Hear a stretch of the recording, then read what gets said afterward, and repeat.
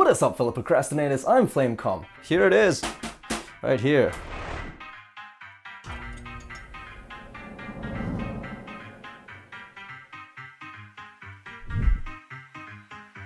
Ladies and gentlemen.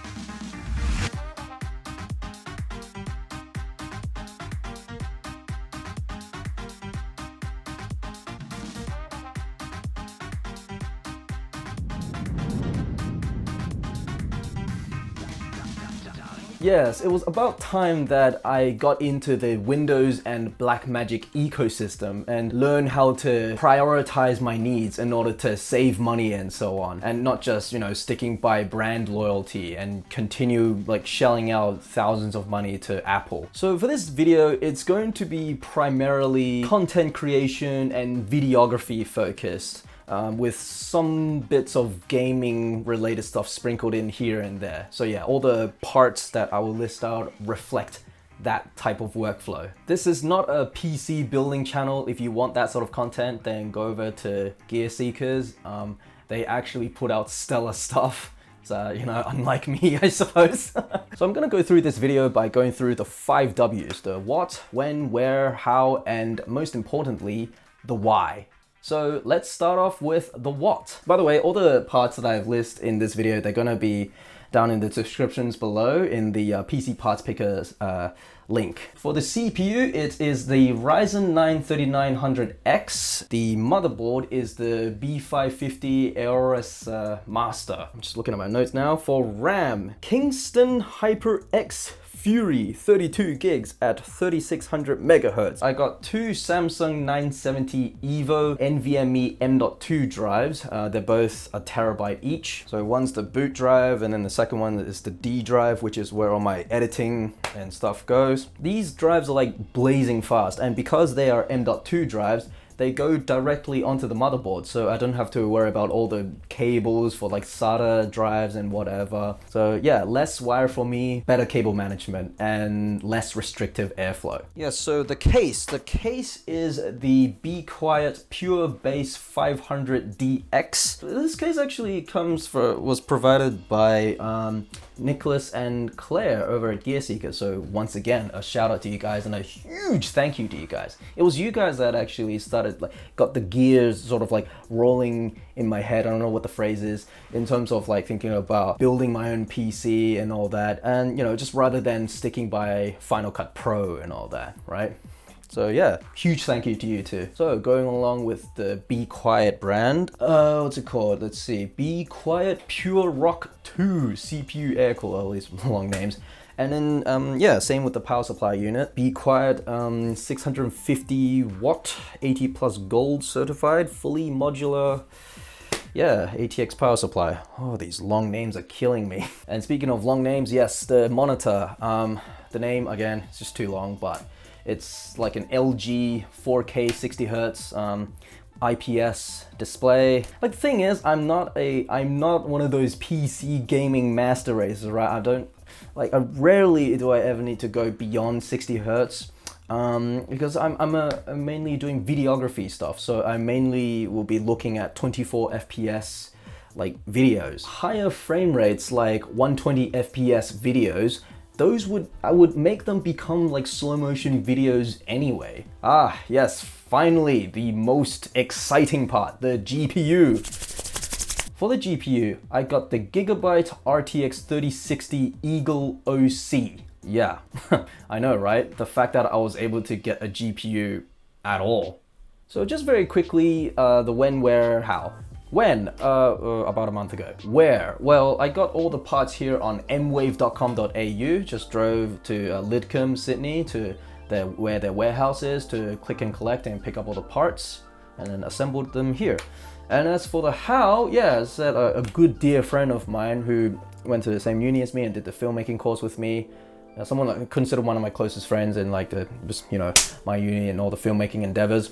Yeah, he just like came over and helped me build this rig for like 7 hours straight. If I tried to assemble this thing by myself, it would have just instantly exploded. I so much as look at the CPU a bit funny, and one of the prongs would just turn itself inside out by 180 degrees. So yeah, good friend. He was like there to just tell me like, Martin, like, yo, just like slow down with the CPU, okay? Just like take it slowly, be careful with the CPU prong thing. So yeah, good friend.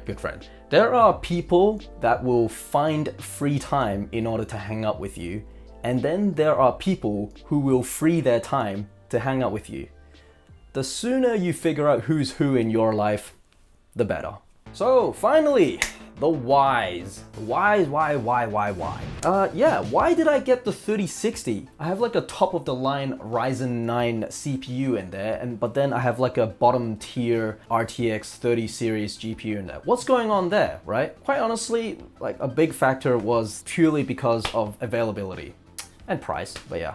But they kind of go hand in hand. Like at the time that I was buying my parts, the 3060 was the only GPU that was available, and it was close to the MSRP. Either I had to get it now, or I hesitate, and then it goes out of stock. And then when it is back in stock again, the price is guaranteed to go up because of all the crypto mining BS that's been happening all year. Actually, I was originally gonna go for the RTX, either the RTX 3070 or the 3060 Ti.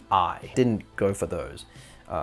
Because they were like a bit out of my price range. Now, the way I'm saying this makes it sound like I downgraded from my original plan, but in actuality, it really isn't really that much of a sacrifice. Firstly, this rig is for Davinci Resolve, not 4K gaming. This GPU is more than enough for my Davinci editing experience with again, it's just buttery smooth. And the hardware accelerated rendering time is like faster than real time, which again, just like coming from my Final Cut Pro background, is almost like miraculous. It's like the second coming. Secondly, sometimes if I do decide to kick back and do a little bit of gaming, this machine is still very much capable of running the latest games with all the DLSS and ray tracing and whatnot. And it's able to do all that at a steady 60 FPS. Like the thing is, even though the 3060 is the bottom tier of the RTX 30 series, it is still the latest line of NVIDIA's graphics cards, meaning it has support for the latest sort of like graphics technology and architecture, right? Like say for example, you have like an old American muscle car versus a modern Toyota hybrid, right? In terms of pure horsepower, the muscle car would beat out the current like Toyota hybrid, but the current Toyota hybrid has the battery cell in there and it's able to be very fuel efficient, as well as the dashboard having like Bluetooth and Wi-Fi and like Google Maps and whatever, right? And so going off that analogy, I've been able to play games like Mad Max, Jedi Fallen Order, and Control Ultimate Edition, all at a steady 60 FPS with like the latest and greatest sort of like graphics settings, right? Thirdly, the 3060 is actually more future-proof than you might think, for a very, very peculiar and strange reason. Like, as I said, it's NVIDIA's like RTX 30 series. But strangely, even though it's the bottom tier 30 series card, it has 4 gigs more VRAM than the next two, which is it has more VRAM than the next 3 in line. Now, yes, to backtrack, yes, I believe that they said something along the lines of like these 12 gigs of VRAMs being like a slower VRAM or something to that effect. I'm not sure. Nevertheless, it's 12 gigs of VRAM as opposed to 8 in the 3060 Ti, which is meant to be like a beefier version of the 3060. Well, in some ways it is, and the 8 gigs in the 3070. And 10 in the 3080 if I'm not mistaken. In one way, it's a downgrade from the 3070, but in another way, it's better. Yeah, as I said, it's a more future-proof GPU for a very peculiar reason from like on Nvidia's part. Now, I will have to slightly contradict myself from what I said at the beginning of this video regarding brand loyalty. But the main reason for why I went with a mostly Gigabyte and Be Quiet build was purely for consistency. Consistency number one, the warranties wouldn't be like all over the place. Like I don't have to think about the fact that like, oh, this bit here, this fan heater is from Corsair, oh, and then that bit here is from like Intel, and then this little bit here is from ROG, and then that's from Gigabyte, and then this and that, and so on, and then there's just warranties just flying all over the place, right? Consistency number two is that there's a better guarantee that the parts should fit together physically and software-wise. Yeah, it's all about just being consistent within the brand's ecosystem, right? Helps with troubleshooting as well, if like in case some things go wrong. Like for example, this Be Quiet case, it should be able to house the Be Quiet power supply unit, right?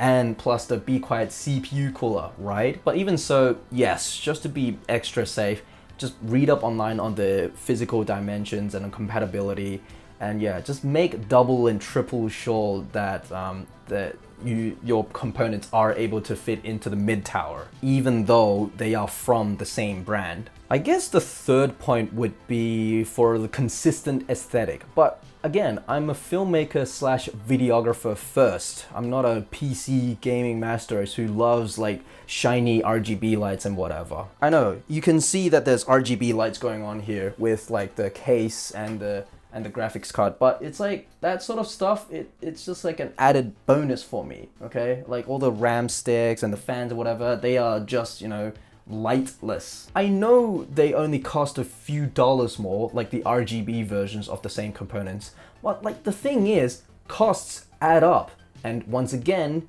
all the like costs that you can save can go towards other things that are more productive and have a tangible and make a tangible difference. So yeah, warranty, ecosystem, and aesthetic takes like less of the guesswork out. So that's that. 3,000 words later. That's actually what it says here. It's like 3,018 words. Yeah, a month later. I love this machine. Davinci Resolve edits like butter on this rig. I love that the render time is faster than real time, which means that I can have a faster turnaround time for like clients and for myself really. As an added bonus, the gaming experience here like exceeds my expectations because I come from a console gaming background. And yeah, building a PC like opened my eyes more and broadened my horizons to the world of PC building. Like had I bought this computer pre-built, I wouldn't have as much appreciation for PCs as much as I do now. So, hope you enjoyed this video. As I said, this PC video is more geared towards the content creators and videographers. So especially the Davinci Resolve users. So I hope you took some valuable information out of this. If you're looking to replicate this build, once again, I have my PC parts pickers list down below for you to gawk at and critique and whatever, offer suggestions, improvements, or cost-cutting measures and whatnot. If you're more of a Premiere user, but you want to sort of like replicate this build, cut down some costs by investing in a cheaper GPU, because once again, Premiere is primarily a CPU-based NLE. Save money and then invest that more into like a top-of-the-line Ryzen or Intel. Why would you go Intel? You know, forget I said Intel. Just go for like a Ryzen 9 or something. Yes, I know it's not the latest Ryzen 5000, like the 5950 XT, whatever. But still, there's 12 cores of CPU goodness in there, whatever a core is. Thanks for watching, keep on procrastinating, and see you next time. See ya. Oh man. I had it in the script. Alright guys, I'll see you around. Thanks for watching, keep on procrastinating, so see ya. Your PC gaming master race, you and your RGB liquid cooling 1 gazillion degrees FOV bozos.